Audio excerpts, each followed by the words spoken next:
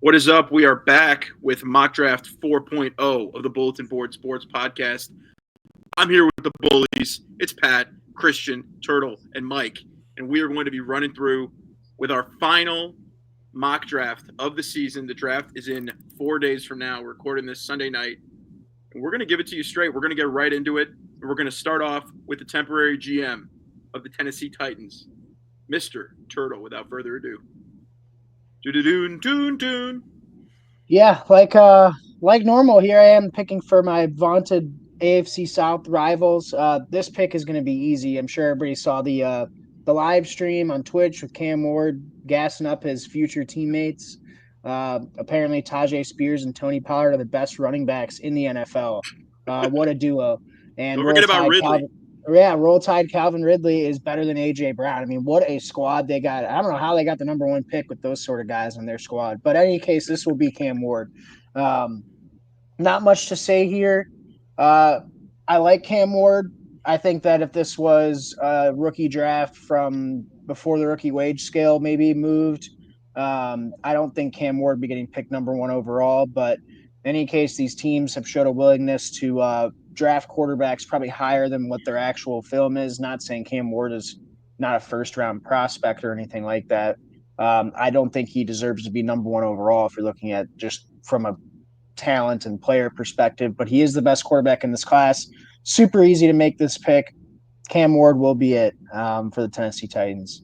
My thoughts on it from a Texans perspective is Cam Ward doesn't scare me all that much. I don't think we'll see a CJ Stroud rookie year type impact from Cam Ward. I maybe it takes the Titans from winning 4 games to 7.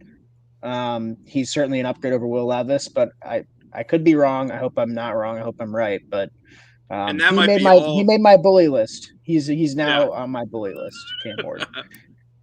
Just by virtue of being on the rival Tennessee Titans, he makes Correct. Texans Turtles bully list. This pick might be just enough to save Brian Callahan's job too. Mm-hmm. So that could be, if Cam Ward is able to have that kind of impact, that could be another point just for this regime to continue saving their jobs. It makes all the sense in the world for them to try and take a swing on a quarterback after the disaster that's been Will Levis.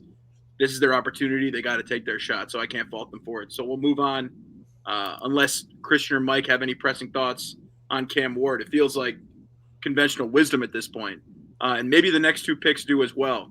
But we'll see. Christian, what are we going with at pick number 2 for the Cleveland Browns? Yeah, I picked them last time.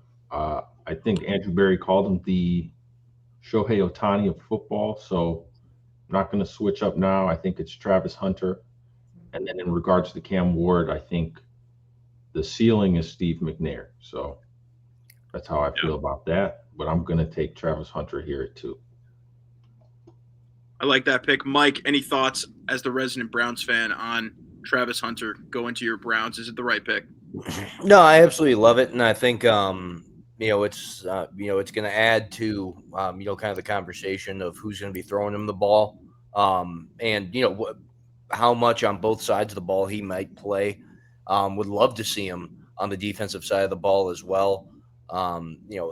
Help out a secondary that is going to need it, and give a playmaker to whoever's going to be back there, and hopefully eventually Deshaun Watson if he does come back and is fully healthy. I like the pick. It's at this point, if you're not going to go after the quarterback, I think that's going to be addressed in free agency. Travis Hunter's a guy for the Browns. Yeah, I think at this point, if you're the Browns, you got to be stacking talent. He's probably the most talented player on both sides of the ball in this draft. Might be the top overall player on a lot of guys' boards. And if you're the Browns, honestly, if you have the team that they've been hyped up to be, and that they've shown you that defense, the level that defense can play, some of the players on that offense, ideally you wouldn't want to be picking this high in future drafts. So you hope you can address the quarterback at another time and just go with the best player available here. I'll say one more point for him. I think it's a win-win of a pick. I think if you take Travis Hunter or you take Abdul Carter, giving a guy alongside Myles Garrett, would obviously be fantastic. Absolutely shore up the defensive line for, another 10 years to come. But yeah, just off of playmaking ability, potential, and the need for the team right now, I think Travis Hunter's a move. And how many times can you get a guy who's going to make an impact on both sides of the ball? Exactly. Which Travis Hunter very much looks like he could be doing. Yeah, I like the pick. It makes a lot of sense. And moving on, kind of spoiled it here for my third pick of the New York Giants, third overall pick in the draft. I'm going to go with Abdul Carter. I think that it makes the most sense from a talent standpoint and even from a scheme standpoint as well. When people talk about, yeah, you've got Kayvon Thibodeau. Yeah, you've got Brian Burns. Dexter Lawrence is an excellent pass. I mean, maybe the best defensive tackle or one of the best defensive tackles in football. But that doesn't stop you from taking a guy like Abdul Carter, immediate impact, off the edge, possibly off ball if they want to mix him up. He's only been an edge for a year, and he's obviously shown incredible flashes, but he's also shown you a lot of versatility in what he can do. And if you imagine, I mean, people think that they have to move off Kayvon Thibodeau if they draft Abdul Carter. I'm not so sure. You imagine a third round or a third down package that involves Brian Burns, Kayvon Thibodeau possibly rushing from the inside position, Abdul Carter and Dexter Lawrence all across that line. I mean, the Giants were one of the worst teams in football last year. But if you have the best defensive line in football, which, I mean, I don't know. You guys can disagree with me if you want. I think that might make them one of the best defensive lines in football if they have all four of those guys. That's a luxury that can make your team very good very quickly. So, yes, they have some concerns to address. Ideally, you'd want to get your quarterback of the future, but when you have the chance to take a prospect like Abdul Carter, again, this is kind of like Travis Hunter. If you're the Giants, you ideally won't be wanting to draft this high, being able to have a chance at some of these blue chip players in the future. So you take them while the iron's hot. You got to take that kind of guy now. So I think they go Abdul Carter, and they don't really worry about the scheme fit as much as just having the talent. What do you guys think? And I think Pat, just to piggyback off that, picking up Javon Holland too, in free agency, they shored up, some questions in the secondary, give themselves someone to play alongside Kayvon Thibodeau, and then get a pass rusher that's going to be a disruptor, someone that's going to be there, hopefully, fill in the Michael Strahan void that's been there, and I think it's a solid pick. I'll say this: Giants' new DC Shane Bowen came over from the Tennessee Titans. As bad as Tennessee's been over the last couple of years, their defense has been surprisingly stingier than you'd think.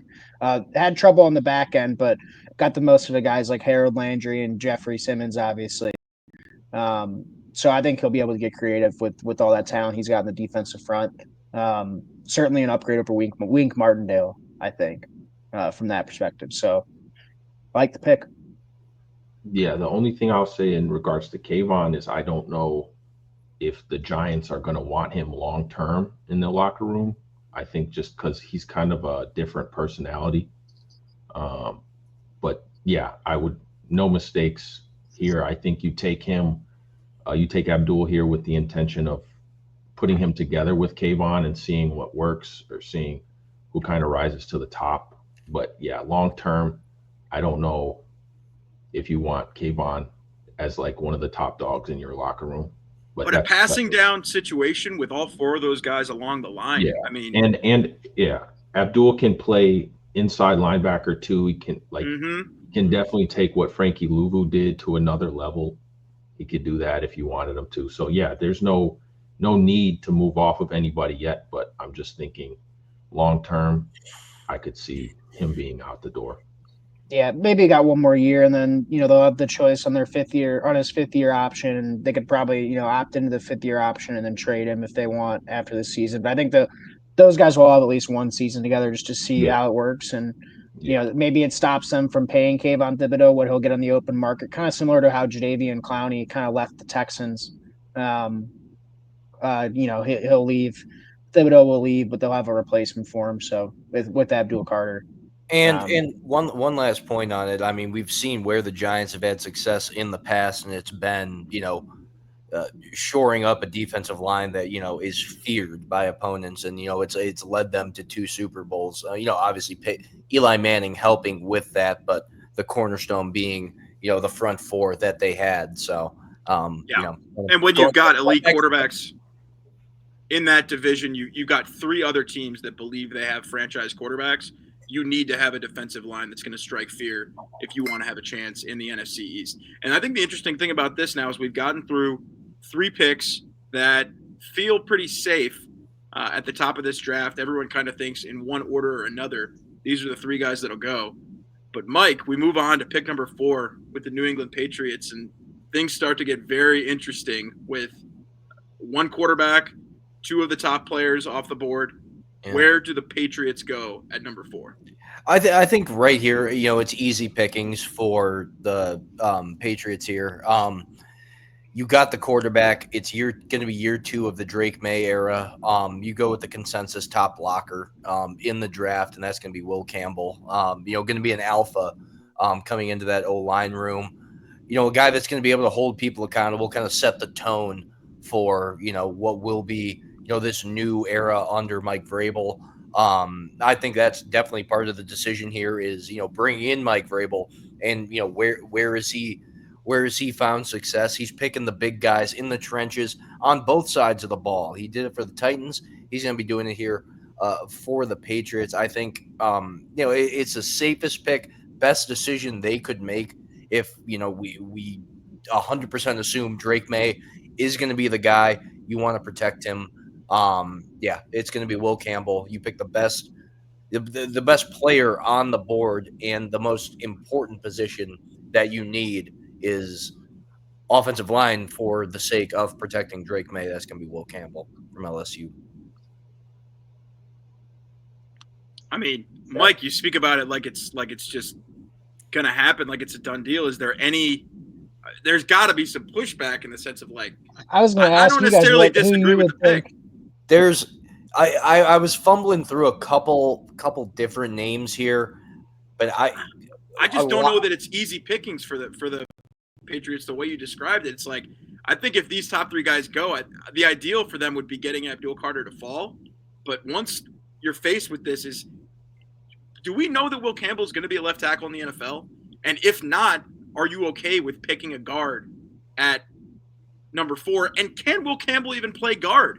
I mean, we saw his stance at LSU. It was an upright stance, not necessarily built he doesn't have the wide shoulders like a guard. Everyone talks like he's going to be an elite guard, but I think that's still to be seen. And once again, is the value there at 4 if this guy could very well be a guard. If he's your future cornerstone left tackle, I agree, Mike, it's a done deal. It makes a lot of sense. If he lives up to the hype that he's been graced with since he stepped onto the field as a freshman at LSU, I just think that this is a tough spot for the Patriots to be in. They would love for Abdul Carter to fall, but I don't think it'll happen. So I think they're going to have to make a decision. It very well could be Will Campbell at 4.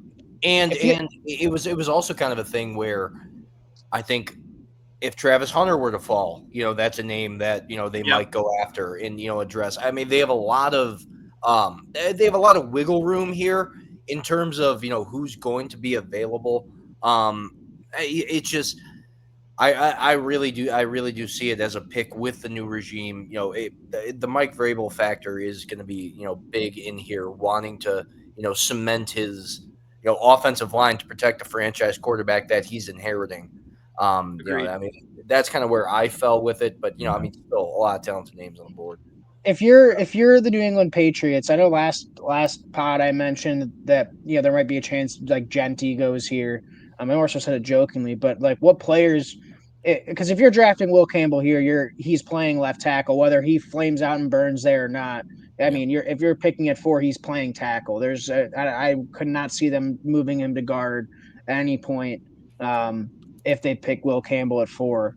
But what other players do you guys think could they look at here? Obviously Mason Graham for me comes to mind. Yeah. Even though they spent money in free agency on the defensive line. It's just I don't know what. Take a hard look at Graham. Do you look at? I mean, is it crazy to think about drafting a guy like Tet McMillan this high? Yeah. Is there At this Ideally, point, you'd I like to think trade back, honestly. Like maybe you can Yeah. convince a team like the Saints to move up and get Shador, or somebody to trade up to get a player they want. And there's a couple picks I have in this draft that I have stars on where I'm thinking, there may be a trade back situation. This definitely could be one, but It kind of seems like there's a lot more people that are willing to sit and wait, though. Like as far as the team market is concerned, like it doesn't seem like there's a lot of interest for any team to really move up in the draft. Right. Because I think that at most positions, like I would see somebody move up and take like Membu, like then maybe the Patriots should just take Membu. You know what I mean? It's yeah. that's another guy who might be able to go there because I think maybe he projects as a better tackle than Will Campbell does just based off the measurables. But again, he's a right tackle, not a left. So The last blue chipper on the board here, according to consensus, is Ashton Genty. And there's a lot of talk about could the Bears move up for Ashton Genty? Could they be trying to leapfrog the Raiders, the Jags? Does anybody see a team moving up to 4 for a running back, even if it's an elite running back, even if it's a top prospect? I think it's just a little rich to imagine a team giving up the capital to go up to 4 and then take a running back at 4.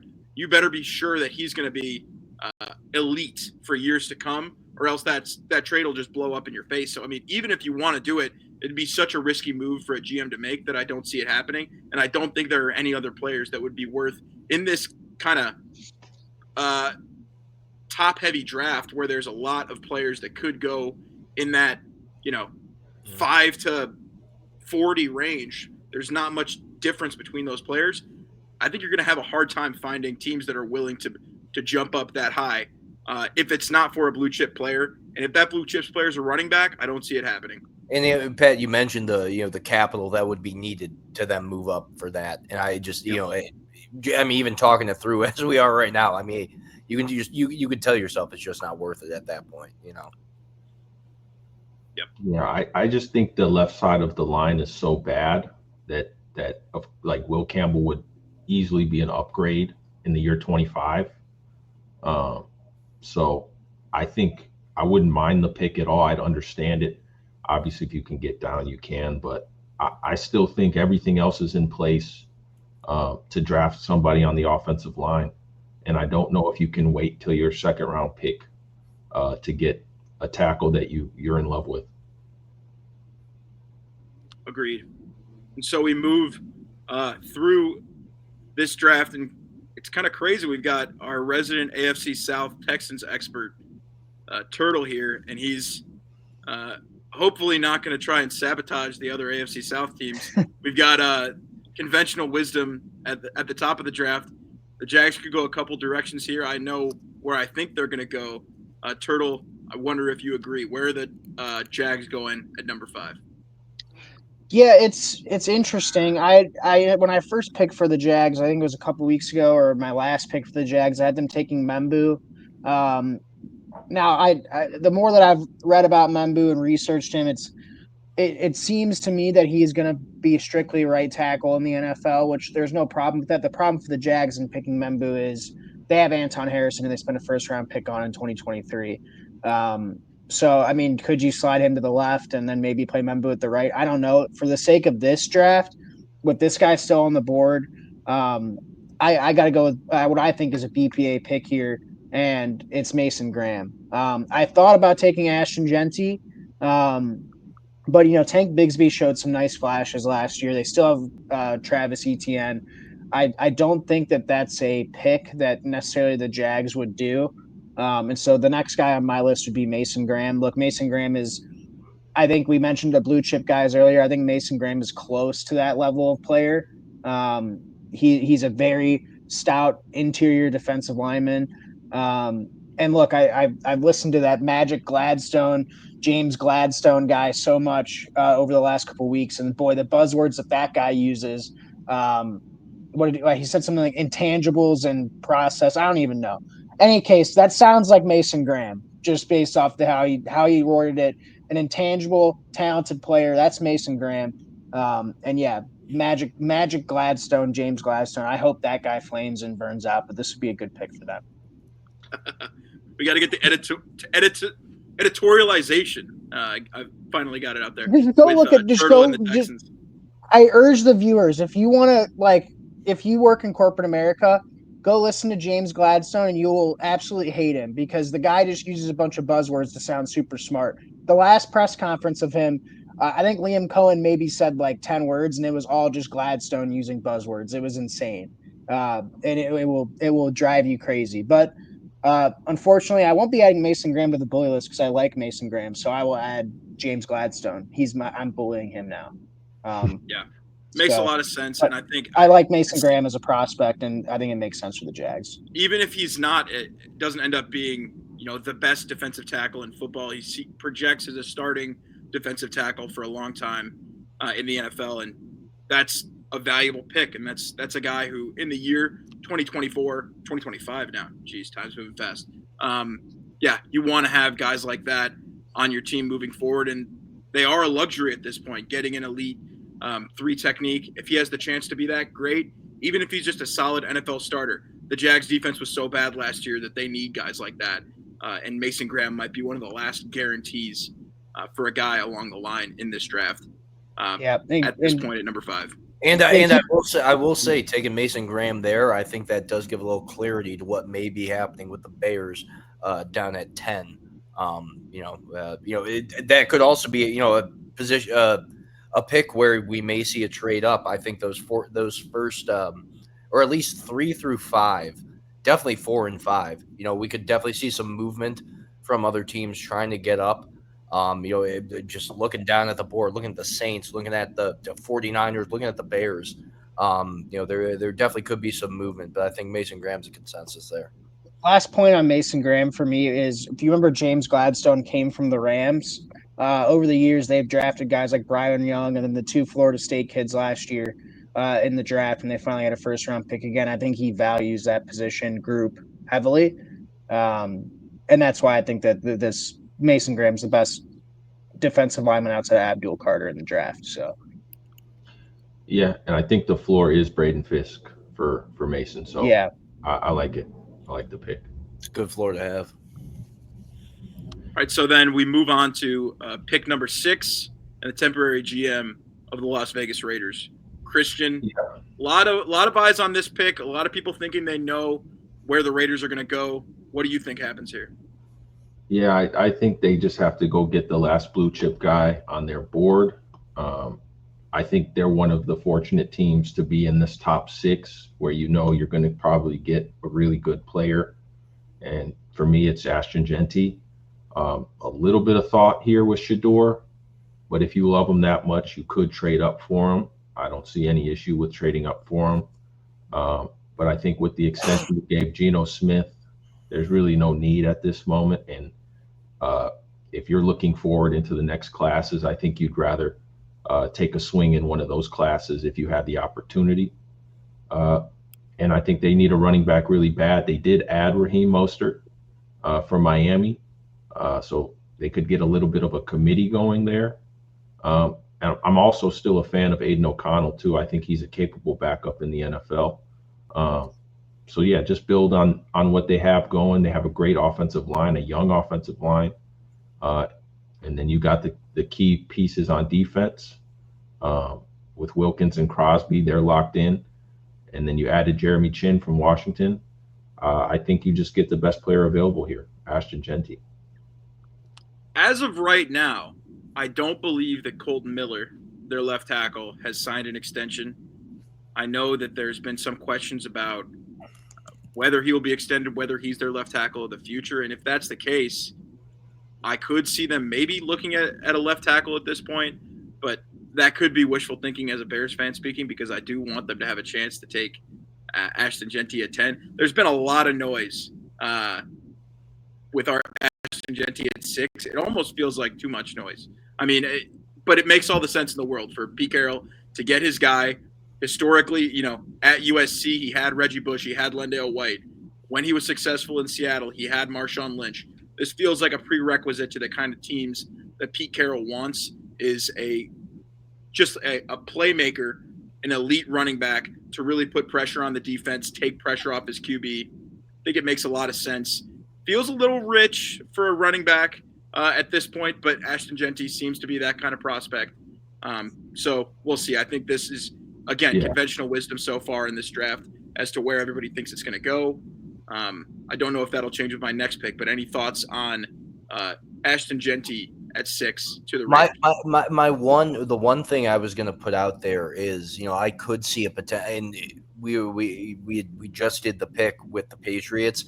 Colton Miller could be a guy that they, go and make a trade for, and it could change up, that third or fourth pick that, that they have.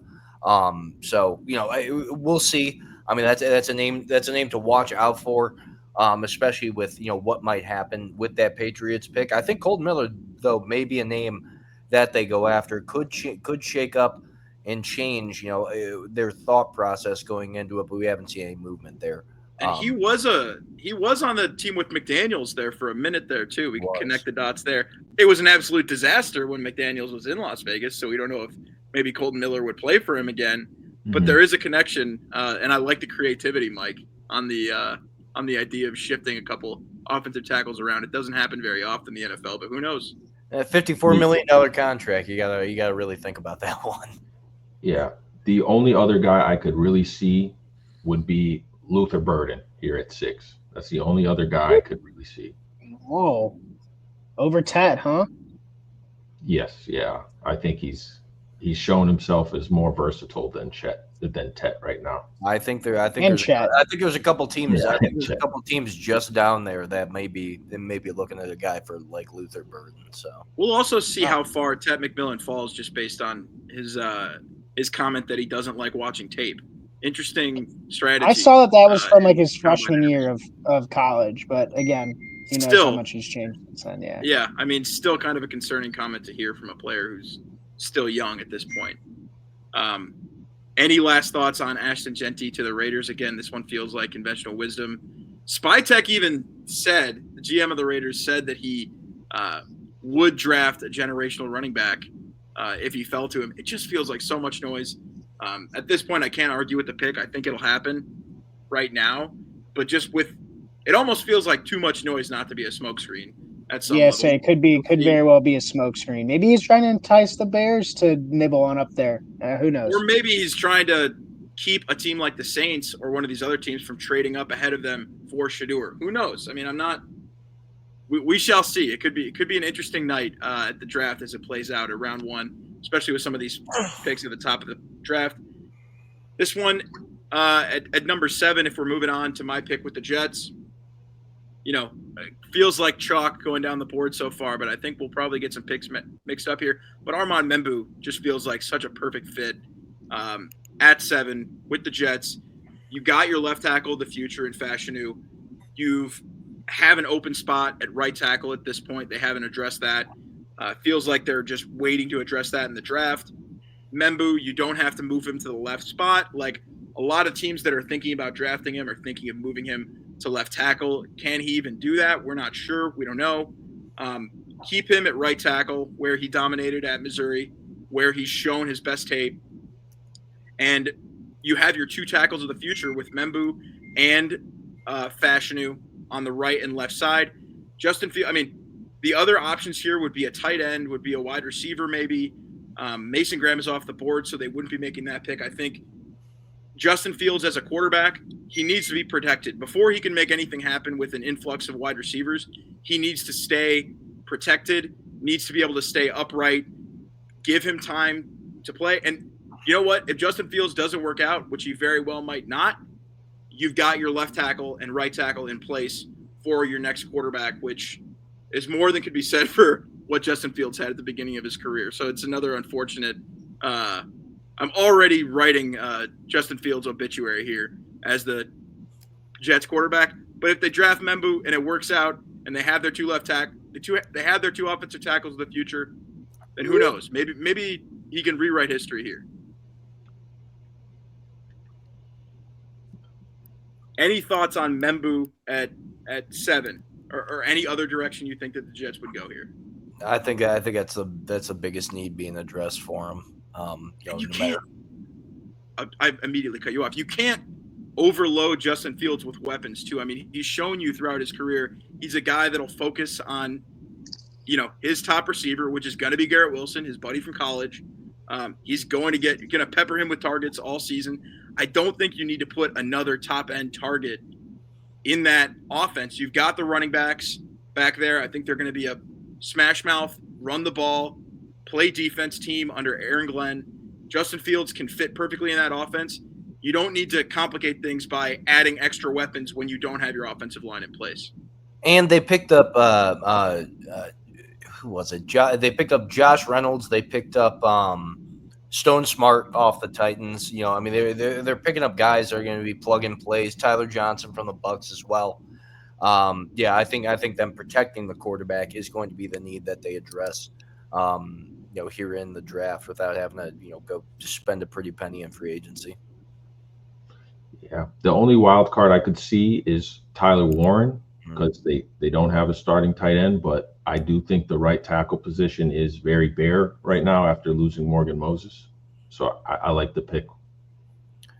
Well, and as I said, they picked up Stone Smart, who's only in his second year. So, we'll see if he's going to be a plug and play guy for him. But yeah, no, I agree. I think you're addressing the need. You don't take Tyler Warren at 7 if you're the Jets. I mean, if you want him, figure it out. But yeah, not with that pick. So we move on to pick number 8, the temporary general manager of the Panthers, looking to turn it around with my man Bryce Young. Roll Tide. This is a team that probably thinks that they can compete in the NFC South next season. What addition do they make to try to make that a reality, Mike? Yeah, right here I've got Jalen Walker. I think they have the new defensive coordinator. What's his name? Ejiro Averos. 3-4 scheme though. Outside linebacker, you're going to shore up the defensive line. Sorry about that. They did shore up the defensive line in free agency with the moves that they've made. I think it's the biggest need that they have in what was arguably the worst defense in the NFL in 2024. I think Jalen Walker goes here for the Panthers, kind of sets a new tone. You've got a really good you have a really good secondary with the Panthers and J.C. Horn locking it down. I think that's the pick here. You get the linebacker out of Georgia. He's a 3-4 scheme. It'll be interesting to see kind of how they use them, how they incorporate them into that. But I mean, you talk about the unit that they needed the most help at. It was defense, it was rushing the passer, and then it was pass defense. Into their secondary. So yeah, Jalen Walker here out of Georgia for the Panthers. He's originally from Carolina too, so that's another yeah. He's a Carolina guy. It's kind of interesting. Not that you draft a guy for that reason, but hey, can't hurt with the fan base to get a hometown guy on the squad. I know Christian here would have gone Campbell, but yeah. What are your thoughts? I think it's one or the other, and I wouldn't mind it. I think that's the right player, one of those two guys to take. You can definitely argue Jalen as a edge or as a weapon off the edge is a little bit more seasoned than Jihad. So I could definitely see it, but I think it comes down to those two guys for sure. And Jalen is 21 years old. Jihad, 21. They're the same age. So I don't think, I wouldn't be mad at either pick. I can totally see it. Yeah, and they need help all across that defense. So getting a kind of a Swiss Army knife player like Jalen Walker, where you can deploy him in different ways for Evero, who actually has been a decent defensive coordinator and has been kind of a rising star before, everything went sideways with the Frank Reich Carolina Panthers. A lot of people thought of Evero as a possible head coaching candidate in the future. So giving him the pieces to succeed where he obviously didn't have it last season. This is a team to watch in the NFC South. They kind of came on at the end of the season last year. Defense played really well in the end of the season last year too, and Bryce Young played especially well, and that's got to be the most encouraging thing for Panthers fans.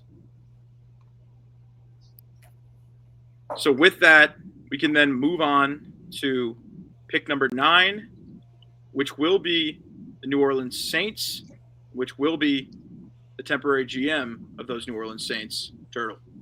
Yeah, draft starts here, fellas. I'm probably going to make the first curveball. There's a certain player whose number just got recently retired that I am not picking here, to give you a little hint. But I will be taking Tatoria McMillan with this 9th overall pick for the New Orleans Saints. The reason being is, look, I know you've got Chris Olave and Rashid Shaheed. You signed Brandon Cooks. So obviously there's some more bodies there in that position group than I think there were last year. But I don't think the signing of Brandon Cooks stops you from taking a guy like Tet McMillan. I still think that they need youth there at receiver. You don't really know what's going to happen with Chris Olave and his concussion history. That'll leave you with just Rashid Shaheed and Brandon Cooks if he gets another concussion. I think they need another young weapon in there. I don't think they go with Shedeur here. I think people saw what Adam Schefter was saying a couple days ago when they were doing the mock on ESPN. So as of right now, I'm not having Shedeur penciled in here. And I'm going to go with the best, I would say, other than Tyler Warren, which I did think about picking him as well here, but I think Ted McMillan goes here at 9 to the New Orleans Saints. Look, as far as production goes for Ted McMillan, elite production over the last couple seasons. I believe it's 1,300 yards. One of the only receivers to do that over his course of his college career. I think it was his the last 2 years. He's been over 1,300 yards. So look, production checks, intangibles box is checked as far as 6'4", can make contested catches at the point of attack. I think has good speed. We'll see if he has the hip fluidity to get out of his breaks at the pro level, but I think a lot of that checks the boxes. So now, Turtle, the one question I was going to ask you on this, does your thought process change, with the news of, Derek Carr's shoulder injury? He's going to be out for a good amount of the season coming up. Kind of leaves a hole for them at that position. I mean, they may still address it in free agency, but that was just one. I think they address it later in the draft. I mean, Look, I think how this is going to set up for a lot of teams is like Cam Ward's going to go early at 1, obviously. But at the back end of the first round, you'll have your Jalen Milrose, your Jackson Darts, and possibly Shedeur even though I think probably Shedeur goes at 21. But look, the Saints could easily trade back up to if you want to leapfrog the Rams at 28, who maybe picks Jackson Dart. But a lot of those teams in the back end of the draft obviously don't have needs at quarterback and won't be picking a quarterback. Maybe you could make a trade in from early in the second round, move back into the first, and get a Jackson Dart. That's kind of what I see the Saints doing, rather than picking Shedeur at 9. I mean, you could go a lot of different ways with this pick. I've seen Will Johnson mocked here. Seen Tyler Warren mocked here a couple times, but I think Tet McMillan, if he's on the board here at 9, makes sense for him to go. I think the Saints just need bodies at receiver personally. Yeah, absolutely. And they were just one team I had a star on for, like, if they're gonna take shoot the dart at the board and go take Jackson Dart there at 9. I mean, it wouldn't be crazy, but I think it's a good pick. Yeah, I more so see like teams like the Saints or any of those teams that like the Steelers, if they don't end up picking a quarterback at 21. I think the back end of the first round is ripe for somebody to move up and get the Jackson Darts or like a Milroe or something like that. I just don't see them picking Shedeur at 9. But yeah, might be a first curveball of the draft for us. For me, I just got to say, I don't know. I also really, think really, that. Go ahead, Chris. No, I just really like. No, I mean, I was going to say, I was going to say, I don't know that Mike, to your point about Derek Carr, that Kellen Moore would want to tie the beginning of his career, the beginning of his head coaching tenure, to a quarterback that he took because he felt like he had to. If he doesn't fully believe in Shedeur Sanders, and he wouldn't have otherwise taken him to compete over Derek Carr in this case, which temporary GM Turtle has determined that they wouldn't be, that they would prefer to go another route other than Shedeur Sanders, I don't think that an injury to your quarterback should preclude you from doing that. So I think that you can't be desperate with these picks, especially when you're starting out as a head coach. You want to make sure that the quarterback you have, especially if you're taking him in the top 10, is a guy that you're willing to tie your career to, because it very well could be the end-all, be-all for Kellen Moore when he does make that decision. Yeah, no, definitely. I mean, I just thought, I mean, with the Derek Carr injury that was disclosed this week, I mean, I just thought it was going to be an interesting pick of kind of, where they go at. But, certainly a position they can address down the line. And like you said, they're in no hurry to, get it done right then and there. Besides, if you go ahead and start Spencer Rattler this year, and I think no matter who you've got lined up out there, they're not going to be very good. You could go into next year, get a better prospect than Shedeur Sanders is. So, Christian, I'm curious, before Pat cut you off twice, what were your thoughts? What were you going to say? I'm gonna let you finish, but I was. I'm done. I know. But yeah, with that idea of Ted McMillan, especially, I'm seeing Ted McMillan and Jaden Higgins really close. Like, to me, they're very similar in what they do. And if you can pick out, like, trade out of 9 to get to 33 or maybe later in the first, I would love. I mean, T-Mac, he might fall, but Jaden Higgins should be there as well.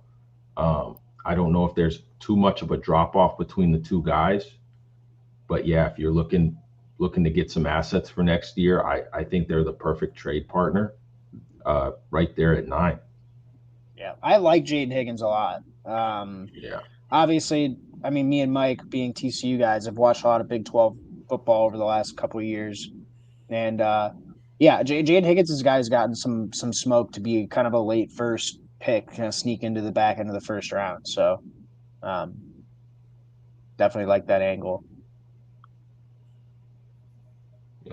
Yeah, and I think we move on now to a pick that I'll be very interested in. And is this Christian's first time picking for the Bears in this mock draft series? In our 4 mock drafts, I'll be very curious to see which direction he goes. So what's it going to be at 10 for the Bears, Christian? Yeah, I just think you gotta play it safe still. The offensive line you invested a lot in, but Braxton Jones is probably not going to be ready day one. And I love him. I love the tape on this guy, so I'm going to go with Kelvin Banks. And I just think his ability to play tackle, I think he can play left tackle. He's got great tape. If he has to, he can slide into guard. But I think with Braxton Jones and the injury right now, I don't think you can go into the offseason, into preseason, into the regular season without knowing someone's going to be ready day one to play left tackle. And I like Kelvin Banks a lot, so I'm gonna stick with Kelvin. Wow. Yeah, I like that. I mean, look, Kelvin Banks is one of those guys that I think has had a wide range over the course of like our mock draft history and just any mock draft in general. I mean, I've seen him mocked, and he started out in the top 10. I'm seeing him slide all the way to 25 for the Texans, which I would love. But look, I mean, he checks all the boxes as far as talent goes. He's got great feet. He kind of showed some struggles, I think, against Georgia, but other than that, I think he's been really solid. And look, I think I've mentioned this in the pod before. Each NFL team should aspire to have 3 starting caliber tackles on their team. You always could use a third tackle. So even if, let's say, Braxton Jones is healthy and he's the day one starter, it doesn't hurt to have Banks there as a rookie with upside as a swing tackle that could possibly come in and step in at some point. So yeah, I like the pick. I like Banks too. I wish he would fall to 25, but it won't be happening here. Yeah, and honestly, Christian, I mean, it's a smart play. I think there's going to be there's already been stuff out about how it's going to be an uphill battle for Braxton Jones coming back after the ankle injury. So I think you at least give yourself a little bit of leeway and confidence in the fact that if he's not 100% ready to go, Kelvin Banks will be there. You could slot him in on the other side of the line or something. But yeah, no, I think with the position they're in and what they're dealing with, yeah, it's a good pick. Yeah, and I mean, I think they've set themselves up in free agency to be able to take the top guy on their board to be able to take the position that needs the most depth, because they don't really have a direct need that they have to fill a glaring hole.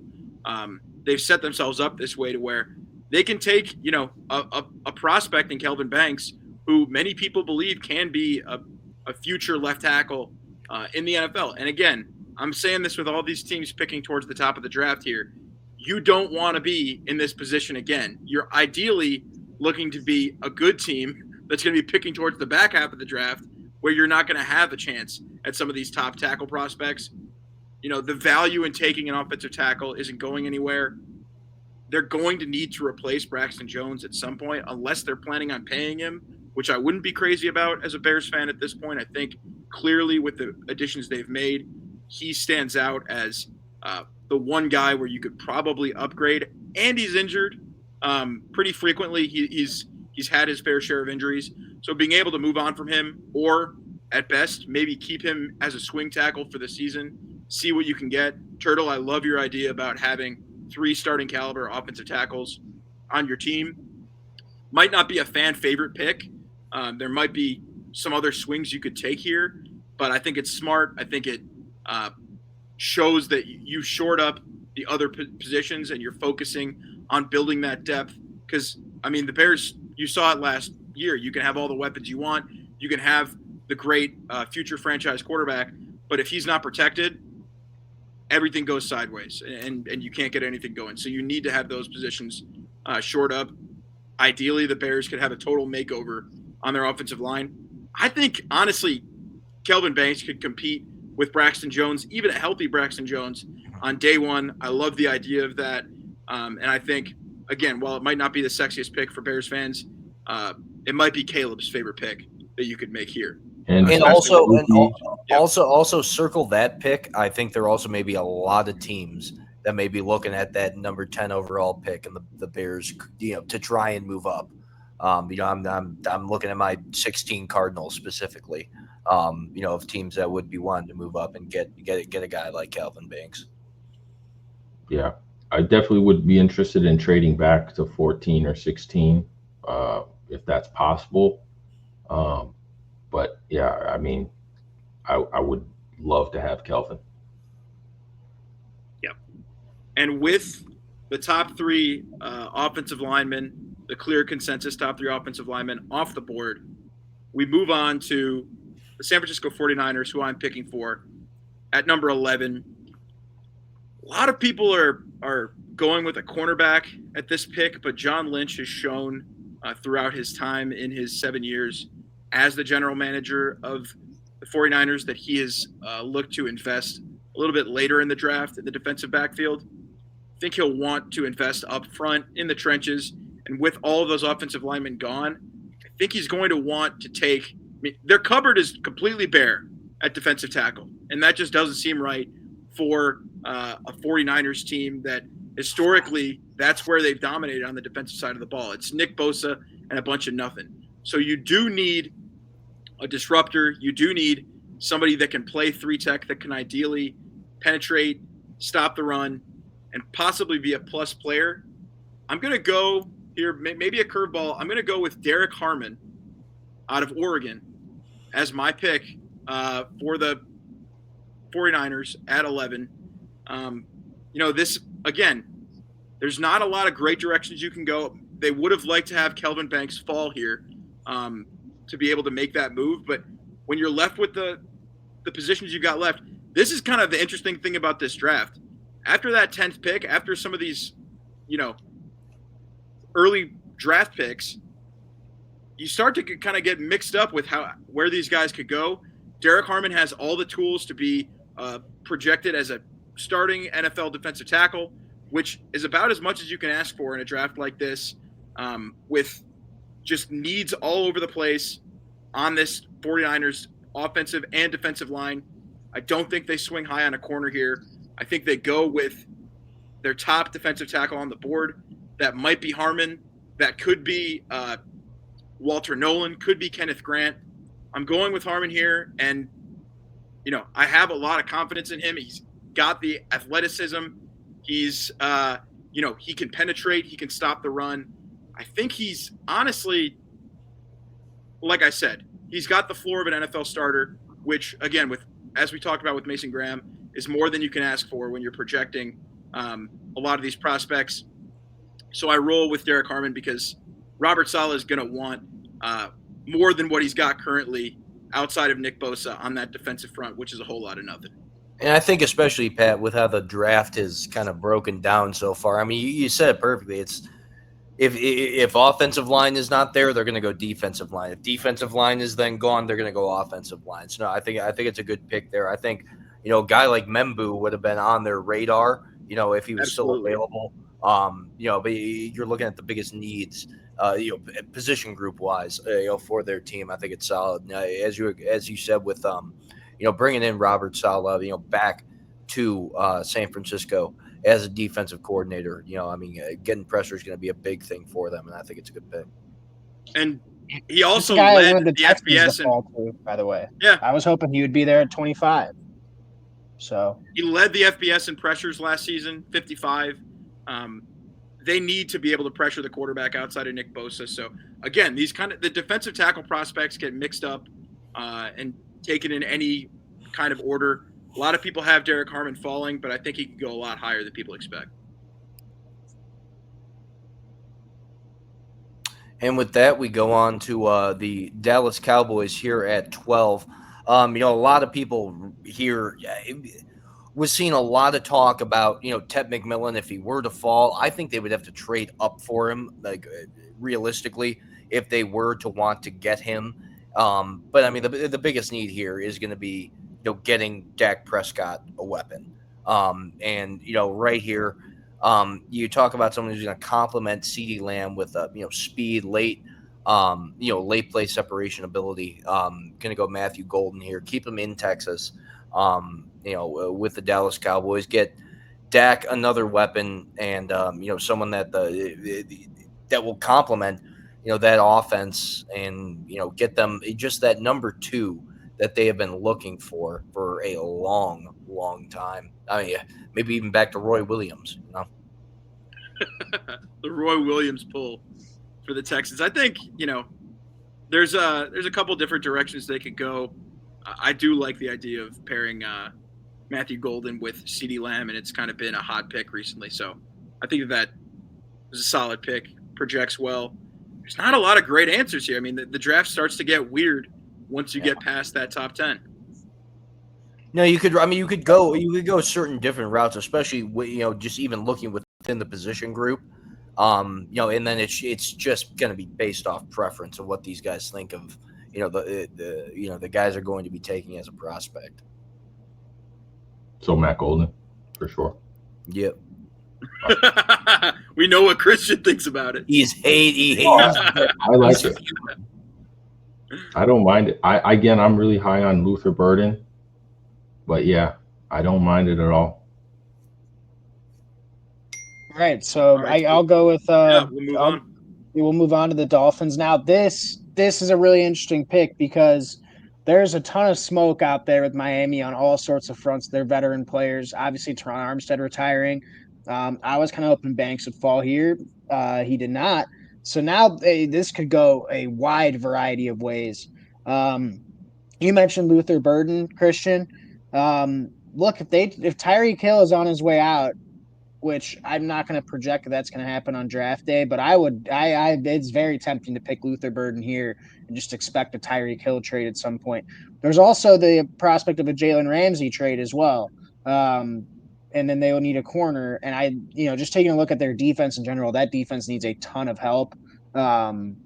So look, my pick here is going to be Will Johnson. I know that might be a little bit of a curveball. But I like Will Johnson. He's got the best tape of any corner, I think, in the draft. Kind of fell a little bit just based off injury and kind of had a uneventful pro day. All the times kind of checked out as good, not great. But look, when it comes to defensive backs, it's all about hips, fluidity, and how good their feet are. And I think Will Johnson is easily the best in the class when it comes to that regard. So they need a corner, especially if Jalen Ramsey's gone. They need honestly almost every position on defense, in my opinion. So you could go a variety of routes in that front. But look, Will Johnson, if he wasn't injured, I think he would be up there talking about a blue chip prospect. So Will Johnson will be the pick for me here for Miami. And I have gone all over the place with this pick when I picked for Miami. I think I had them picking Tyler Warren in our first ever mock draft, which I would still like. And he's kind of falling here in this draft. But yeah, Will Johnson will be the pick for me. But I would love if my original draft pick prediction played out and this was Tyler Warren just to blow the roof off the place. But could go Burden, could go Tyler Warren, could go any of the pass rushers. It was tough to pick here. Can we pause it real quick? All right, and so with that, we can move on to pick number 14 with the Indianapolis Colts, whose fans are probably going nuts at this point. Yeah. We're loving how this draft has fallen. I could guess, but I'm sure you already know who this pick's going to be. Let these Colts fans hear it and rejoice, Christian. Yeah, and I would be surprised if he fell all the way down to 14. That's why I think trading up to 10 makes a ton of sense for him. But yeah, no doubt about it. Tyler Warren, with the ball in his hands, I think he's a bit more of a weapon than Loveland, but I could definitely see Loveland as well. I'm going to go Tyler Warren here and rejoice, like you mentioned. Yeah. I like Warren, so he doesn't make my AFC South bully list, unfortunately. I was going to say I need the AFC South analysis from Turtle on that. I mean, I like him as a player, so I mean, there's not going to be a quarterback that's going to hit him to give him the ball. So I mean, from that perspective, I'm not too worried. But I'd rather have them trot out Mo Alley Cox or Kyle Granson than Tyler Warren. I'll say that. So we'll see. I mean, Colston Loveland. There's been a lot of smoke with Colston Loveland going before Tyler Warren, maybe in some cases. But I feel like Warren to the Colts has just been pegged for so long. It feels like conventional wisdom here. So I think he is like Ashton Gent to do the Raiders. I think it's Colts fans celebrate, and there's not too much thought that goes into it for the Colts. What do you think, Mike? I mean, the last thing just on it, I think it also may be a pick that they're going to want to maybe trade up for if they think there's going to be any smoke about Tyler Warren going earlier than that. I mean, just someone like the Jets, at 7. So I mean, to watch out for 9 for sure. We'll see if they can get him at 14. They're going to be thrilled. And if we can move on, if this guy gets to 15, I think that Falcons fans will be thrilled. I'm going to go with Jihad Campbell, who I know is a Christian favorite in terms of just being a guy that he thinks could go towards the top of this draft as a plus player. Could do a little bit of everything at Alabama, still is developing in a niche as a football player.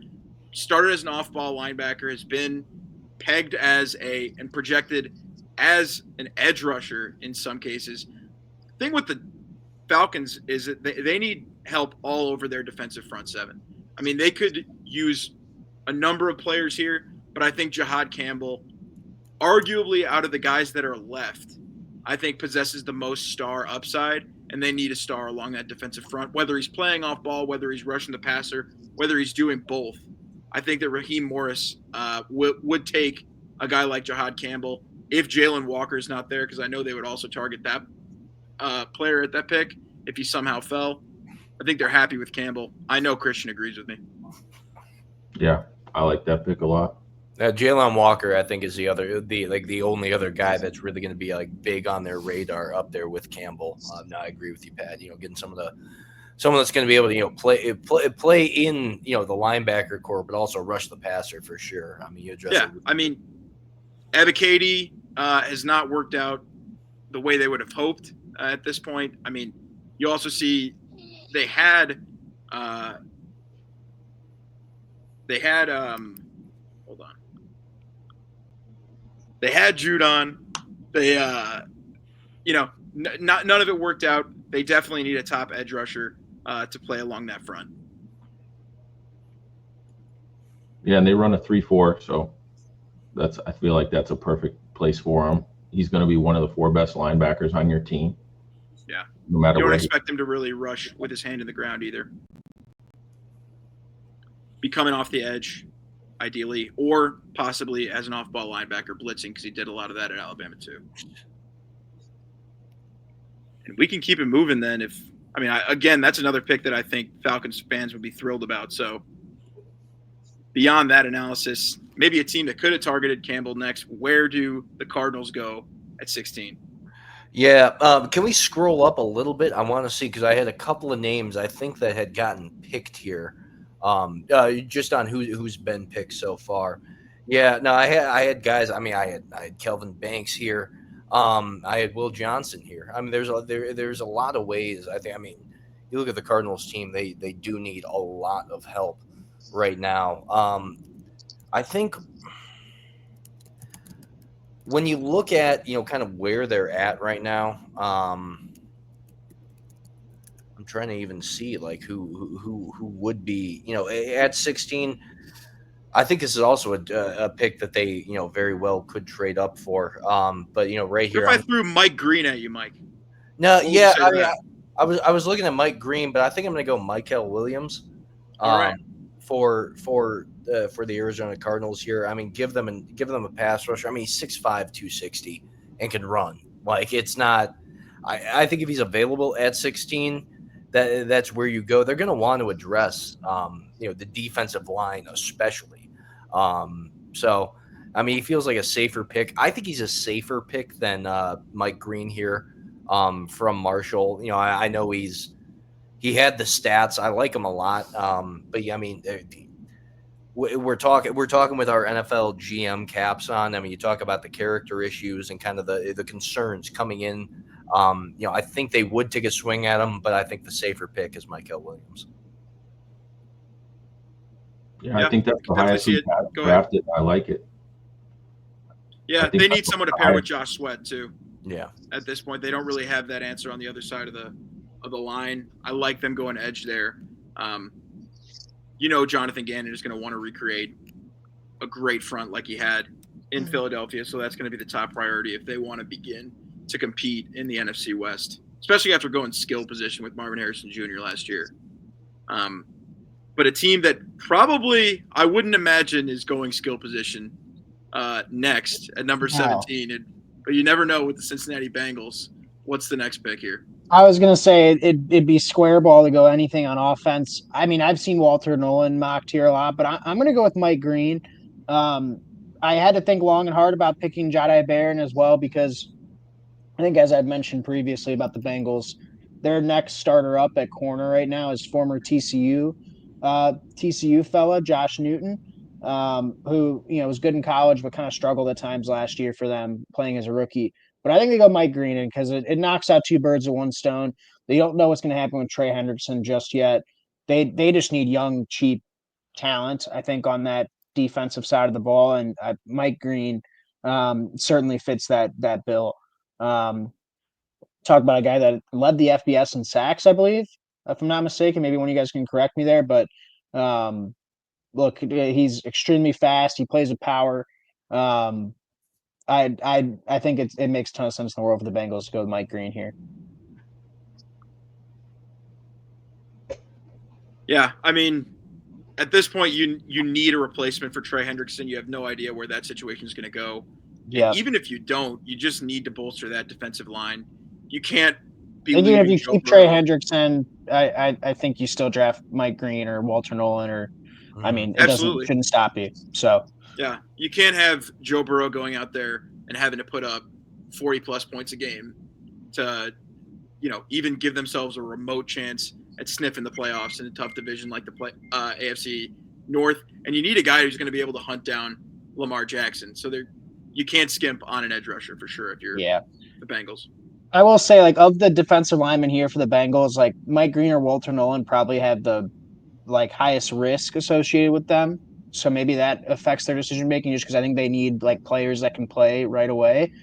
They really can't afford a bust on it when they're picking on defense at this point. That's why I kind of thought about Jahdae Barron because he could step in, at least play nickel for you as a nickel corner, or play outside where Josh Newton plays right now. And I think he's a very high floor guy. But again, they need pass rushers, chase Lamar Jackson, and that's kind of the deciding factor for me. So.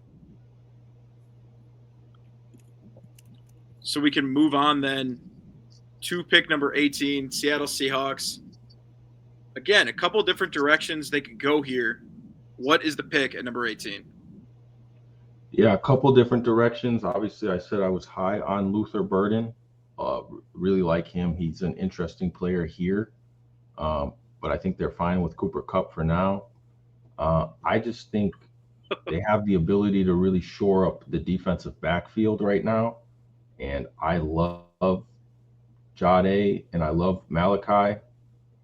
I'm going to take who everyone else I think has a little bit higher on their board is Jade right now. And I think Jade, Reek Woolen, Witherspoon, Julian Love, and Kobe Bryant, like that's a really exceptional defensive backfield.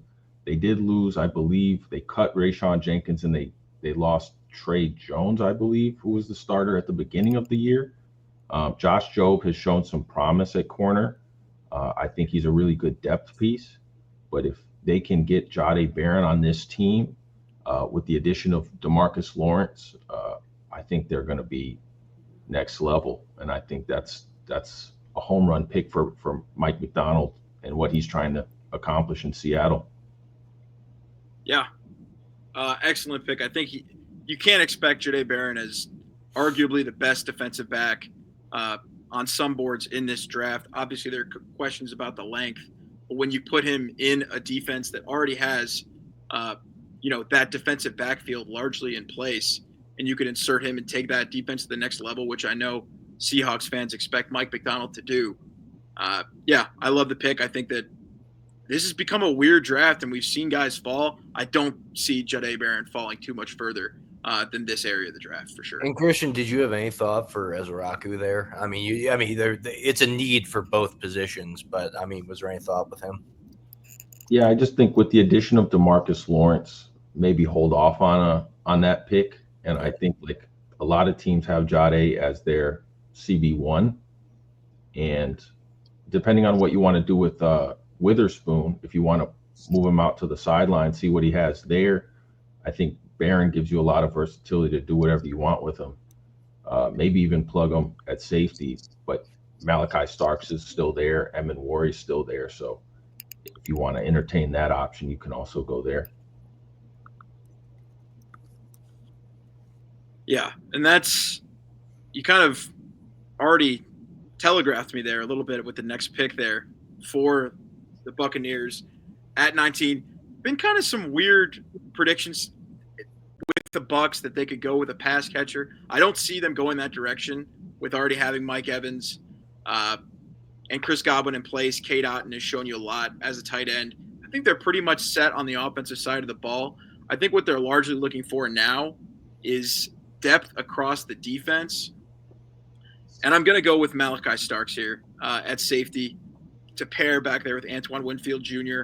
Again, not a crazy amount of needs on this team, but you can invest in the depth on the back end at safety. It feels like maybe the weakest spot along that team.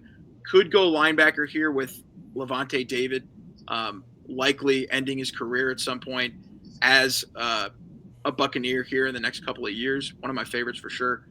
But yeah, you go with Malachi Starks. Can do it all as a back-end safety. This area, I mean, he would be the first safety off the board, I believe, in this draft. Feels a little high for a safety, but I think, again, a team like the Buccaneers that's just trying to, bolster what is already a very good team on the defensive side of the ball goes with their top player on the defensive side at a position of need and free safety and goes with Malachi Starks. I like it. Yeah, absolutely. I think that's also a player that this team that I'm picking for, the Denver Broncos, might be looking at as well. But here might be a little bit of a curveball. I know it may. Not sure if it's going to get any pushback, but I think right now when you're the Denver Broncos and you're looking at your team, you want, especially with how the running back room has kind of. I guess, broken down to a point. I mean, what are you going to get out of Javonte Williams? I think there's some questions there It's kind of been like he's in Dallas now. He's in Dallas. I mean, he's in Dallas. So you got Jaleel McLaughlin, Jaleel McLaughlin, Audric Monte Estime is from gone. Notre Dame. All that to say, the point is no starting running back at this point, and I think you're trying to look for them to get their starting running back. Exactly. If you're telegraphing your pick. This will be the first one in Sean Payton's tenure that he's going to handpick. He's going to have their and it's going to be Amarian Hampton for the Denver Broncos. Taking a running back. I think he has a lot more juice, coming into this scenario than his predecessor did, even coming out of college. I think the ceiling for Amarian Hampton is going to be even higher than a guy like Javonte Williams, who unfortunately did suffer a lot of injuries when he was with them. But also he's a power running back, and I think it's one that they're going to be really looking at. I mean, it's you always are second guessing it every time you're thinking about taking a first round on a running back. But I mean, you look at the intangibles. I think he's got it for him. Yeah, he can really catch the ball out of the backfield really well too. So I think that's great for Bo Nix.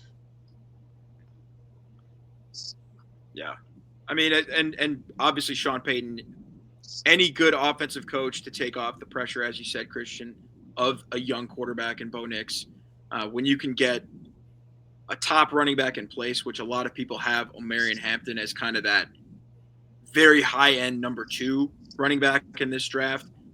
Some people maybe on this podcast, Christian, have had him as RB1 at times, and you've made a great case for it.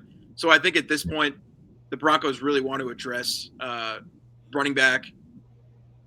And they're another team that set themselves up well enough where they can afford to go with maybe a premium pick like this, especially if Sean Payton stands on the table for it. I was looking at a guy like Luther Burden as well, kind of addressing where I think it's going to be skill position that they're going to go after. And I mean, you take the biggest need, best guy on the board, and I think that's Amarian Hampton for him. All right, we're ready to move on to my pick here. This is going to be not a curveball, I think, but a well-anticipated pick. My pick here will be Shedeur Sanders. Look, I don't think the Steelers are going to be waiting around for Aaron Rodgers any longer. This is where the slide ends for Shedeur. I think Mike Tomlin has said some nice things about Shedeur. And the fellow whose jersey is retired in the rafters in Boulder gets picked here. If you can't tell that I've got an issue with that at this point. And I don't know. I mean, I don't think his jersey should be retired. But in any case, Shedeur is the pick here. Look, I mean, he can throw with accuracy. There is some question about his natural talent. Not an extreme runner from the quarterback position. Doesn't have the strongest arm. But we've seen guys like that succeed in the NFL. So I'm not going to put it past Shedeur not being a good NFL quarterback. I think picking him at 21 is good value for him for Pittsburgh, and they don't have to worry about dealing with the Aaron Rodgers saga anymore, which I'm sure as the viewership knows, I also hate Aaron Rodgers. And I don't think I'm alone in that opinion here. So Shedeur's the pick. I don't think you guys have qualms with that, but let me know your thoughts. I mean, I could start off just by saying I think Steelers would probably be ecstatic to be able to get him at this pick when there were a lot of questions about how far they'd be willing to trade up, as they've really left themselves with no solution at quarterback. I was of the mind this past mock draft that Aaron Rodgers to the Steelers is a done deal. Just with how much of a clown he's been acting like recently, publicly and to the media, I think it is really making me concerned that a team like the Steelers and Mike Tomlin would be like, I don't want this noise. I don't want any question about who's the leader of this team. And taking a guy like Shedeur Sanders, who has the confidence and maybe the bravado of an Aaron Rodgers, but would also be open to being molded as maybe the first developed quarterback of Mike Tomlin's career with the Saints would be quite interesting. And also, as a note, Arthur Smith as a coordinator has had success, if you can call it that. Of course, he had Derrick Henry in Tennessee, but a modicum of success with a game manager at quarterback in Ryan Tannehill. So, you need Shedeur Sanders to fill that role. He can handle it. We've seen that. It's just crazy to talk about a guy named Sanders that doesn't have those plus athletic traits that anybody would anticipate, and he's more of a heady guy. But, hey, that's the quarterback he is, and that could be the quarterback that the Steelers need. They certainly have talent at both wide receiver spots and the athleticism there. Shedeur Sanders can get him the ball. Does Shedeur Sanders compete on day one to be the starting quarterback in Pittsburgh? What do we think? I don't know. They've got a weird like love of Mason Rudolph for some odd reason. So I don't know. Maybe this is a Tom Savage, Deshaun Watson scenario back in Houston, where Mason Rudolph starts the first game, and then they're just like, all right, well, this guy is back to who we thought he was. Let's just throw the rookie in there. Maybe it'd be good with a fan base like Pittsburgh to go with that route and have the fans clamor for him before you put him in. Yeah, so I think if you don't take that pick, that Mike Tomlin over 500 win streak for every season is a little bit at risk if you're trotting out Mason Rudolph out there. But I mean, that's just my opinion. It's actually a good point. I don't know if the Steelers make that. Yeah, go for it, Christian. Yeah, I also think trading back is a smart play for them if they're interested in Dart as well, and then like maybe they take a play out of the old Washington playbook and draft 2 quarterbacks and go get a quarterback for now and maybe a quarterback to develop like RG3 and Kirk Cousins. Yeah, feels like there's definitely still a move to be made at quarterback. A lot of dominoes still to fall. 100%. And now we go to a team that's going to be bringing 100% effort at all times, playing for Jim Harbaugh. A couple guys on the board that we think could be a done deal based on their affiliations here. I'm not making this pick, so don't take him yet. Who's taking the pick? Yeah, it's me, I think. Yeah, I guess we see where they're going. And yeah, I just think you can't pass up on a pass catcher for Herbert. Loveland definitely could go a lot higher in this draft. I think he becomes Justin Herbert's number 1 target right now, and then maybe you get Mike Williams is already back. Maybe you get Keenan Allen back as well, and now you have an entirely different group of offensive weapons from last year, and you were a playoff team. And then you combine that with the signing of the tackle, what's his name? Mekhi Becton. So I think that offense is it goes to another level if they're able to do all of this in one off season. Yeah, no doubt about it. And we mentioned it with the Jets pick. They traded Stone Smart, who was the starting tight end, their young guy. So obviously leaving that open. I think Colson Loveland there is a lock. Makes a lot of sense. Was maybe the best player on that offense in Michigan's final year with Jim Harbaugh. Certainly has shown you. I mean, what he was able to do with not so great quarterback play last season was impressive. He's getting a lot of smoke as being maybe tight end 1B in this draft as of late, coming towards the end here. I think, if he's able to fall to the Chargers, Justin Herbert desperately needs another target. And I think it makes all the sense in the world for Jim Harbaugh to get one of his most reliable players when he was at Michigan. And I mean, then we can move on to a pick that it's tough for me to make just because I'm a Bears fan. I don't want the Packers to get better, but I do see a number of ways on this board where they really could get very much better, especially along the defensive front. I'm going to go with Walter Nolan here. I think that there's a couple of different directions along the defensive line that the Packers could take. Obviously, Ezra-Raku has the Boston College connection to Hafley. But when you see a talent like Walter Nolan, again, I mean, I say it a couple times in this draft, when you see how important of a position that 3 technique is, if you can get a guy with the talent to start for multiple years at 3 tech on a rookie contract, that's considered a premium position at this point. When you see what those guys are getting paid and Walter Nolan has the talent to get paid one day. If you can get him on a rookie contract to rush the passer, he's got the athleticism, he's got the burst and power. Some character concerns for sure, but you put him on a competing team like the Packers. They have a culture in place. They have a locker room in place. Kenny Clark is probably coming towards the end of his career, and they're going to want to replace that defensive tackle spot with a cheap option. So they go with Walter Nolan here. Christian, immediate reaction to that as a Bears fan. I mean, I'm glad you didn't take Luther Burden. I think whoever gets him, he's going to be a plug and play guy. And I think they needed a receiver. But I see Nolan, I see Derek Harmon, your pick at 11. I think either one of those picks would be great. Just thinking about Kenny Clark and how many years he has left combined with Devontae Wyatt.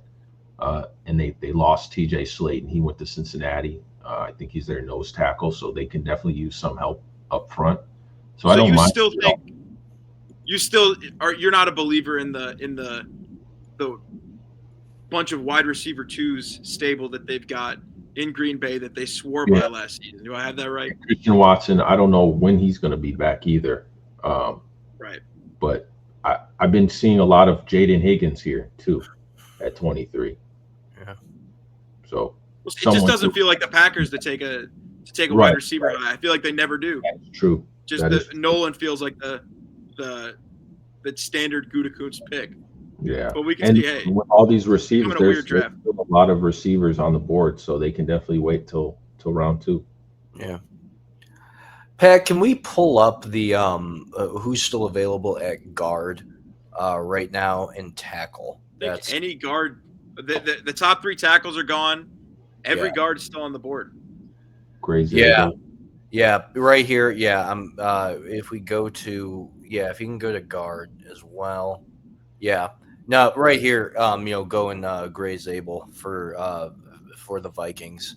I mean, you just look at the numbers: 1 sack, 2 quarterback hits, 4 hurries, and 453 pass blocking reps that he's got. And you're going to have JJ McCarthy on there. Number one thing is going to be wanting to protect him, make sure that transition to becoming an NFL quarterback in his first year under what is an offense that is ready to win right now and a really good defense.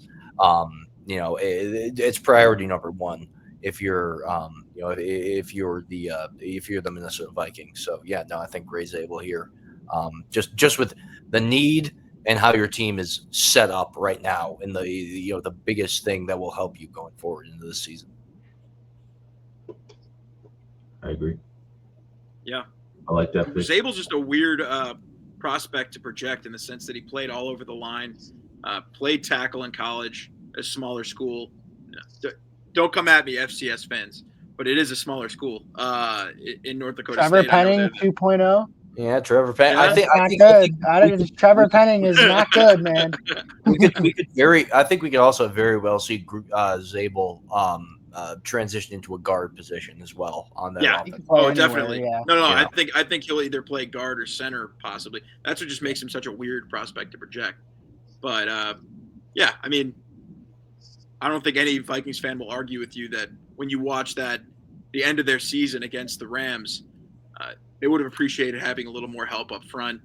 Absolutely. Even with Sam Darnold's struggles, it felt like a lot of that fell on the offensive line not being able to compete with that young defensive line along Los Angeles. So we'll see where they go. I think that they'll definitely have to address the interior offensive line at some point. They feel like a pretty complete team outside of that interior offensive line. So once they get that shored up, the NFC North is going to be impossible to project this season. They'll need to get I guess quarterback is something they'll need to get figured out, but we'll see. Right. This, I will say now so that moving this on is my to pick. Yeah. The way that this board fell for the Texans is incredible. There are so many guys here that I would pick. Like I'm shocked Kenneth Grant's here. I'm shocked Luther Burden's here. Agbuka's here. I've seen Donovan Jackson, even all the way down, Tyler Booker, there's any of these offensive linemen, Josh Connerly. I mean, I've got to pick a litter here, but you know what? I didn't think that this guy would be here. And Christian, you are going to be in the rafters rejoicing. If Luther Burden is here at 25, I'm taking Luther Burden. Offensive line be damned. I think, look, Nick Caserio, we have got extra capital from the Laramie Tunsil trade to make a move, I think, in the second round. We've got 2 third-round picks. If we've got to move up in the second to get a Connerly early on or somebody like that, Donovan Jackson, we can do it. Did not expect Burden to be here. Boy, Nico Collins, Luther Burden, Christian Kirk. You'll get Tank Dell back hopefully next year. You really don't know. I mean, he's kind of house money at this point. I'm banking on him being out all 2025. You slide Luther Burden right next to Nico Collins and Christian Kirk in the slot. Yeah, that's pretty formidable. I don't think that's a drop off from what the Texans are dealing with last year. Anyway, shape, or form. And look, Nico Collins can miss a couple games each year, despite how good he is. And I think the Texans' offense just lacked explosiveness outside of Nico Collins last year, even with Tank Dell in the lineup and with Diggs. When they had to play Mechie and Xavier Hutchinson, there was not a lot of burst in that room. So I think Luther Burden solves that problem immediately. But boy, I would love to have Kenneth Grant here as well. Any of those tackles too, Connerly. I've seen Donovan Jackson mocked here. I've seen Tyler Booker mocked here. All those guys are still on the board. It would be tough for me. I don't think this would be the pick that the Texans would make. I think that they really like Kenneth Grant. So they might go with him if he's there. But boy, Luther Burden falling would be a miracle. So give me Burden. Yeah, I like that pick a lot. I really do. Yeah. Yeah. I mean, it's obviously you'd think offensive line, but I don't want to argue with the Texans fan here. Yeah, I mean, you fill fill in with wide receiver 3. You fill in for that, Stephon Diggs, the void he's going to leave, and bring in a generational wide receiver like that. I wouldn't even hate Buka here just because look, the Christian Kirk plays about 90% of his snaps from the slot, and that's the role I expect him to have with the Texans. So it's like they need a number 2 guy who can line up outside, and like I think Buka would be a great fit for that because he's super reliable. But Burden just has TJ too, right? Yeah, he is. But Burden just has an extra gear. So it's I don't think he'll be here come Thursday, but if he is, yeah, give me Burden. I'm with you, Christian. I think he's easily number 2 in this class. So I'll make the argument for 1 as well. But I'm thrilled. I'm thrilled if the board shakes out like this come Thursday and I've got the choice of all these guys here, I'll be happy. Very happy. I'm telling you, it's a draft that could fall so many different ways. These mid-round pick or these middle of the first round picks are getting harder and harder to project as the draft gets closer. There's a lot to like about all these guys. I feel like none of them are distinguishing themselves from the others to where a guy like Luther Burden could fall. A guy like Walter Nolan, even some of these guys who you don't expect to fall this far. Kenneth Grant, I don't think anybody expected him to still be on the board at this point. So we'll see where they go. If they go with Kenneth Grant here, let's just pretend Luther Burden and Buka are off the board. If they went with Kenneth Grant here over an O-lineman, I would still be happy for sure because I love Kenneth Grant. I think he slides right in. I think D'Amico will get the most out of him. So just me, I like that approach to the draft. I mean, take the talented player, and then you could fill your needs elsewhere later. And the Texans have the capital to do so. So, yeah, 100%. So we'll see a team now with the Los Angeles Rams. This is a team that is looking more and more like a real threat in the NFC with the additions they've made. What is the final piece that they try to put on to make a run here in some of Matt Stafford's last year with the young defense they had? Yeah, a bit of a shocker here. I'm going to go with it. I've seen them get picked as high as 32 with Philly, but I just think they could really blow the doors open with this pick. And I like them a lot. and he's a great receiver. I'm going to go Mason Taylor, and I think the offensive weapons that they're going to have going into this year are going to be magnificent, and I think they're going to be able to score with any team in the league. I think Mason Taylor's one of the better pass catchers from that tight end position.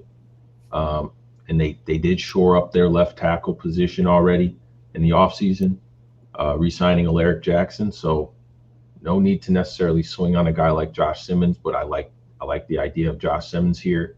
And then they signed Poona Ford, who is a great nose tackle. I don't know if they have to invest in Kenneth Grant, even though he'd be an excellent pick as well.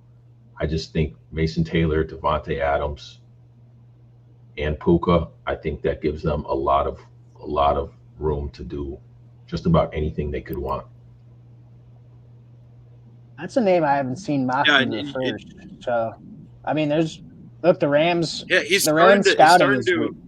Yeah, I like it. I get weird with it. So I like Mason Taylor. I just didn't expect to see his name at 26, but there's always something like that happens in the draft. So the reason I took him is I saw on mocks at 32 because of Goddard. I think there's some contract or I don't know what it is exactly, but that was kind of the comp, and I think that would be excellent for Matt Stafford.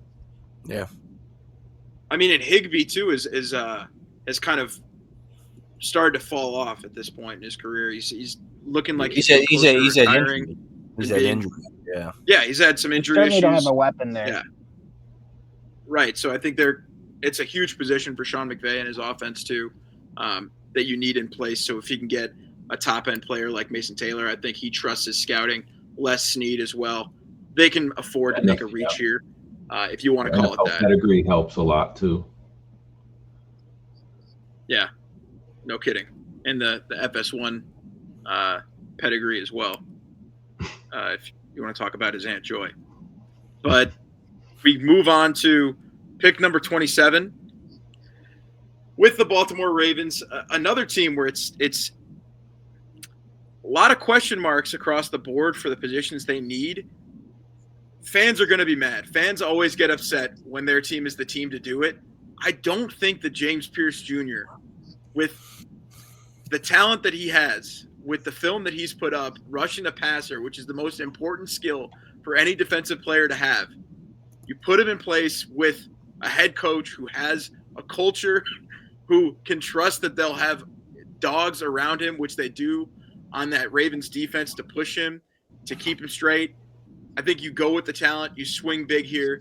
This is a team that needs an elite edge rusher if they want to compete with the Bills, with the Chiefs at the top of the AFC. You know, they saw, just like everyone else, how important having an elite front seven is. In the Super Bowl, it told the story how much the Eagles were able to dominate. I think that the Ravens view themselves as a similar team, and I think that they swing big on the possible elite talent as a pass rusher. Still a little bit of work to do in the run game. Probably going to have to be bigger than 243, but we'll see. With James Pierce, I think that they bet on the talent. You know, nobody wants their team to draft this guy, so we'll see. I mean, I think there will be a team that is too tantalized with the talent to let him fall any further than the top of the first, end of the first. I mean. Yeah, and up here with the Detroit Lions, I mean, there's a couple ways you could go with it. You know, Ezraku's sitting right there, but I think when you're you know as talented as they are, you're kind of on like a needs-based drafting scenario. You get a dynamic rusher who's gonna hit the passer and go on top with Aiden Hutchinson. Right here. I'm looking at Shamar Stewart out of Texas A&M to pair up and just give that's a lethal defensive line that you're going to have with just weapons hitting the quarterback and a guy who's going to get after it with them. So yeah, Shamar Stewart out of Texas A&M for the Lions. That'd be a great pick. 10 out of 10 RAS score. So that talk about oozing talent. I think when you're one of these teams at the end of the first round that is competing at the top of the NFL, you've seen the what the Eagles were able to do and how they were able to just dominate in these big games. It's a quarterback-driven league. You need to go after the quarterback. So if you can swing high on these edge rushers, teams don't, fans don't want their team to take the risk on these edges like James Pierce, Shamar Stewart. But if it pays off with the athletic traits these guys have, they're not going to be complaining when it comes to those last few games of the season in the playoffs, where you absolutely need to rush the passer.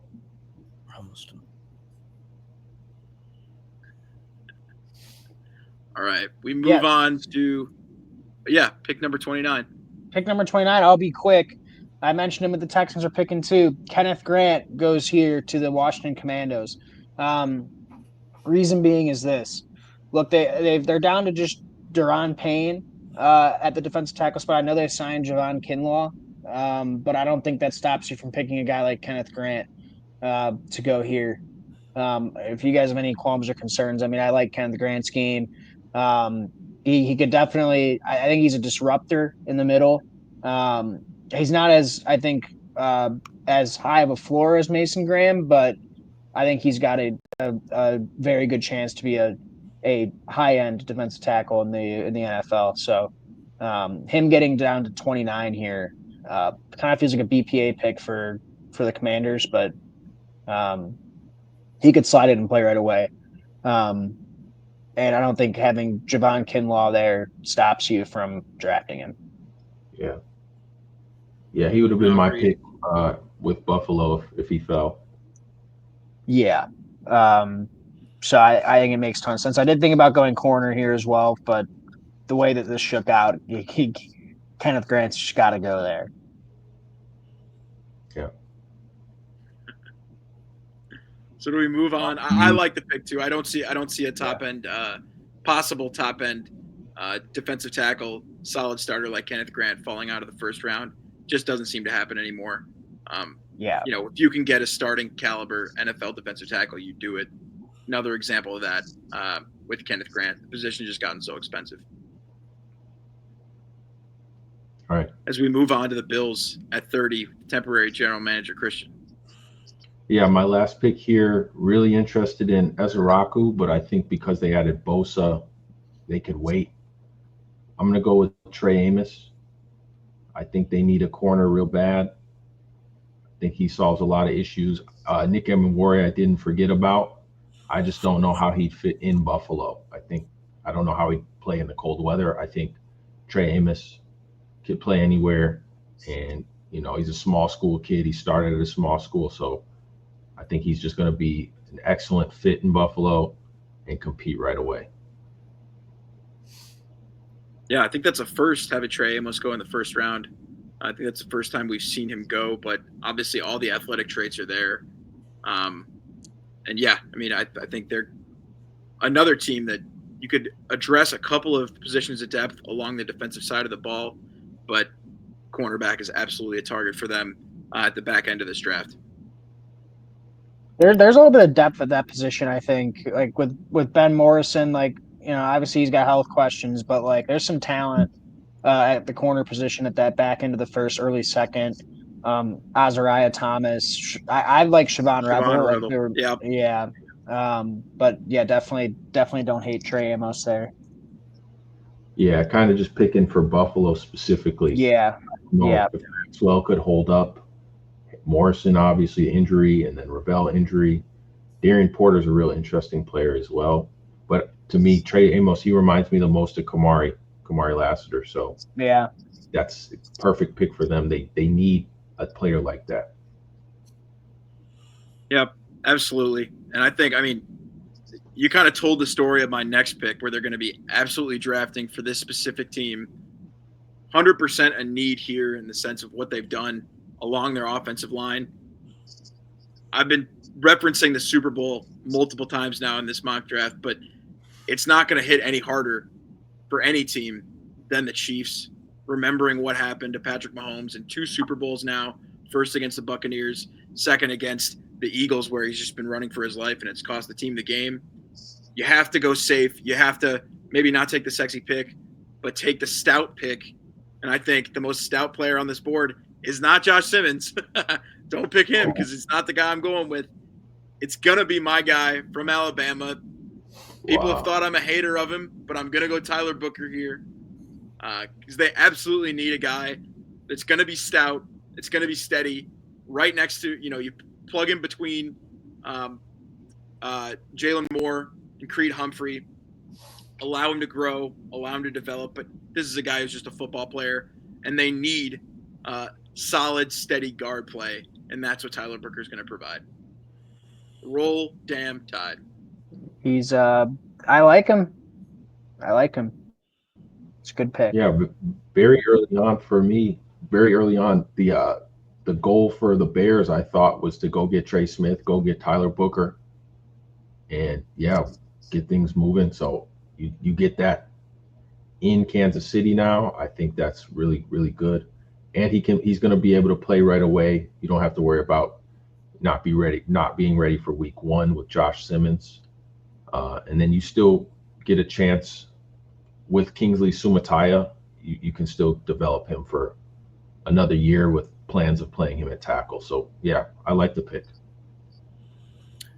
And as we go on to the Super Bowl champions to round out this draft, the most popular name, I think circling around, the Eagles for this draft, another disruptor on the interior defensive line was going to be Walter Nolan, for sure. Just giving them someone to pair up. I mean, you put them on that defensive line with, I'm blanking on the name. Who's the big guy? Walter Nolan's Jalen gone, by the Carter. way. Yeah, Walter Nolan would have been the pick here, but no, Nick Manawari. Then with the loss of Darius Slay, to round out the draft, Walter Nolan would have been the go-to. But Nick Manawari. You fill the position that you lost in free agency with Darius Slay being gone. Give yourself someone with that size speed combination that's going to be able. He's 6'3", going to be able to play on speed guys and guys who are going to be able to go after the ball at safety. I think it's a safe pick for him. And someone who He'd be replacing CJ GJ. Yeah, Right. Yeah. Just swinging big on the potential there. That's a good swap. I think you lose Yeah. CJ Gardner-Johnson, but you can snag MORA at the back of the draft. I like that pick, but I'm hoping CJ stays good. Obviously, Yeah, feels like a great fit. It for does, the Eagles yeah. to be able to get a guy like that maybe other teams would feel is a reach, but you can bet on the size speed combination, as you said, Mike. Bet on the talent and develop him along with some other dogs along that Philadelphia Eagles defense. I don't think anybody in the league would be excited to see Emanwari fall right into the Eagles' laps at the end of the draft. But that's it. That's the first round. What do you think? As we get a full look, that's Mock Draft 4.0. We're submitting it, sending it in before the Titans send in that first pick, likely being Cam Ward. But who knows? Who knows what direction the draft could go? That's the beauty of it on Thursday night. We'll see you after with our team's reactions. We're going to have Bears reaction, Texans reactions, and, of course, Browns reactions with our man Mike. And we will see you next time on the Bulletin Board Sports Podcast. Go Rockets.